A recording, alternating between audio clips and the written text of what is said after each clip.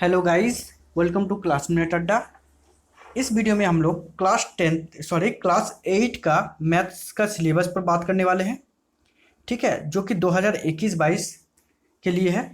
और इसमें हम लोगों को ये देखना है कि किस किस अध्याय को पढ़ना है और किस किस अध्याय को छोड़ना है। ठीक है ना। तो चलिए हम लोग स्टार्ट करते हैं कि किस किस अध्याय को हम लोगों को पढ़ना है और किस किस अध्याय को हम लोगों को छोड़ना है।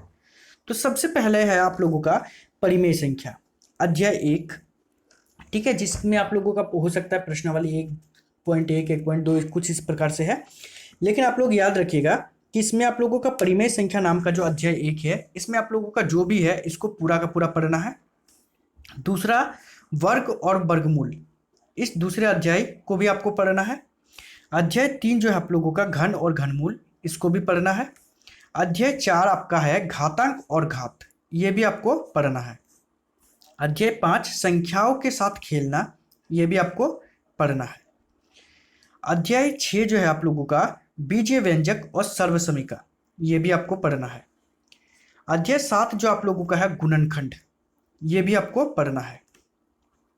अध्याय 8 है आप लोगों का एक चर वाले रैखिक समीकरण, और एक चर वाले रैखिक समीकरण को भी आप लोगों को पढ़ना है। ठीक है ना। अध्याय 9 है आप लोगों का राशियों की तुलना, और ये भी आपको पढ़ना है। लेकिन अध्याय 7 सीधा और प्रतिलोम अनुपात, ये अध्याय आपको नहीं पढ़ना है। ठीक है ना। उसके बाद आपका अध्याय 11 जो कि है चतुर्भुजों की समझ, ये आपको पढ़ना है। अध्याय 12 जो है आप लोगों का ठोस आकृतियों का चित्रण, ये आपको नहीं पढ़ना है। अध्याय 12 नहीं पढ़ना है। अध्याय 13 जो है प्रायोगिक ज्यामिति, ये आपको पढ़ना है।